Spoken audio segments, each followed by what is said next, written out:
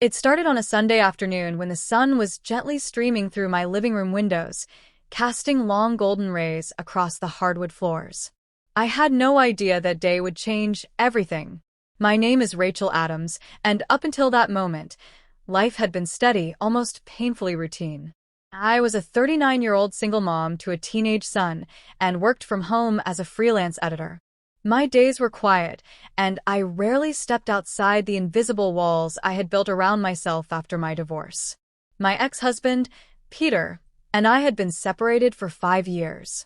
He moved to Texas shortly after, leaving me with our then 10-year-old son, Caleb. It wasn't a messy divorce.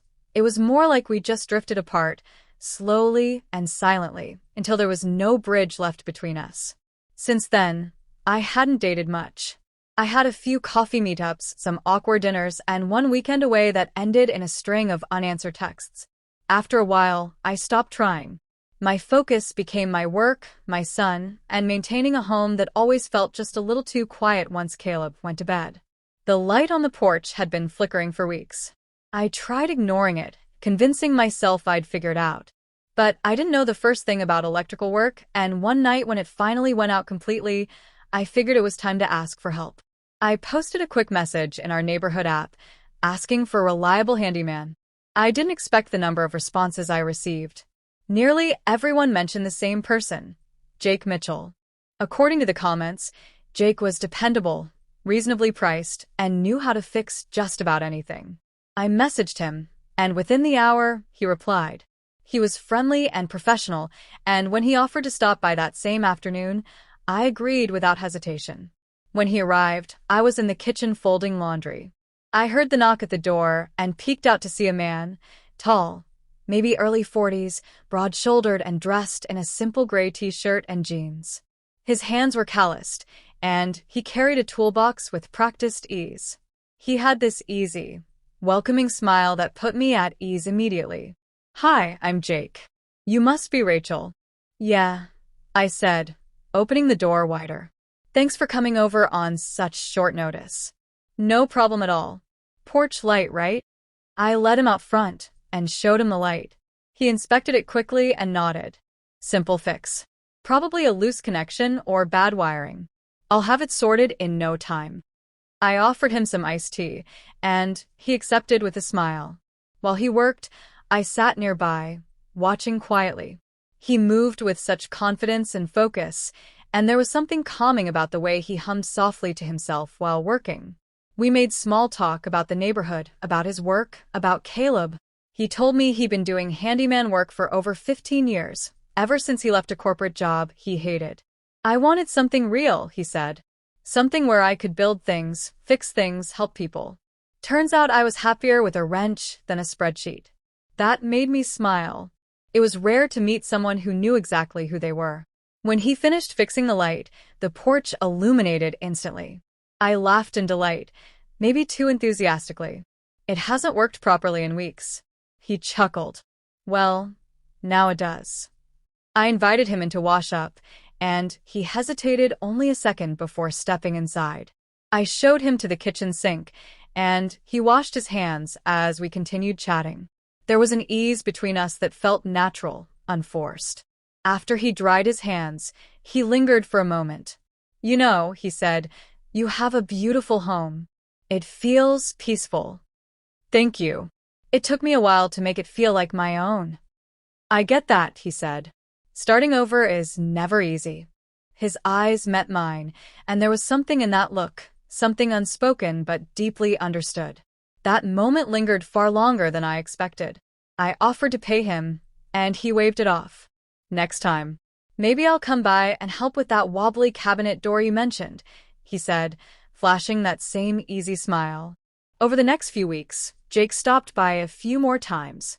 First for the cabinet, then for a broken hinge on the hallway closet, then just because he was in the neighborhood. Each time, we talked a little longer, laughed a little more. Caleb liked him too. He wasn't overbearing or too chatty, just friendly and respectful.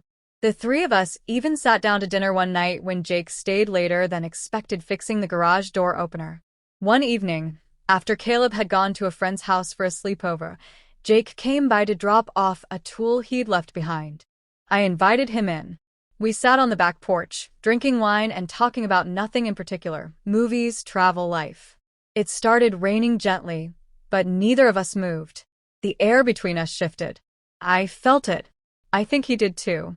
I haven't felt this relaxed in years, he said, staring out at the soft drizzle. Being here with you, it's different. I know, I whispered. He turned to me then, his gaze searching mine. I don't know who moved first, but our lips met, tentative at first, then with more certainty. I didn't pull away. I didn't want to. His hand brushed my cheek, and I leaned into the warmth of his touch. I don't want to mess this up, he murmured. You're not, I said. Please don't stop. And he didn't. From that night on, something shifted between us. Jake became a part of my life in a way that felt both sudden and entirely natural. He would bring coffee in the mornings, leave little notes tucked into the mailbox, fix things I hadn't even noticed were broken. We weren't just falling into something, we were building something. Something I hadn't dared to want for a long time. Weeks turned into months. Jake never once backed away, never disappeared, never stopped calling or showing up. He helped Caleb build a tree house in the backyard and even attended his school play. My friends began to notice the glow in my face, the way I smiled more, the laughter that had slowly returned to my voice.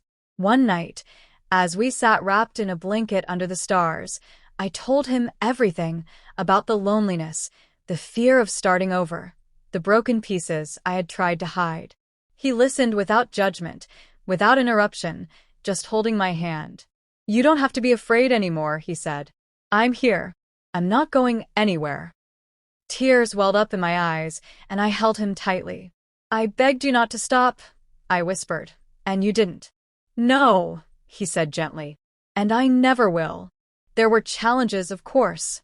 Every relationship has them. Caleb was protective at first, worried I'd get hurt again. But Jake was patient. He showed up for both of us, not just as my partner, but as a reliable presence in Caleb's life too. He didn't try to take Peter's place. He respected the role and filled in the spaces with quiet strength and steady kindness.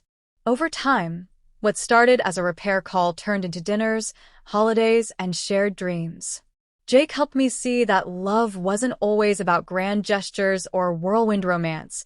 It was in the daily presence, the quiet support, the consistent actions that said, I'm here. Always. The porch light still shines every night. And sometimes, when I sit outside with a glass of wine, I look at that light and smile. Because that was the beginning. The spark that led to everything else.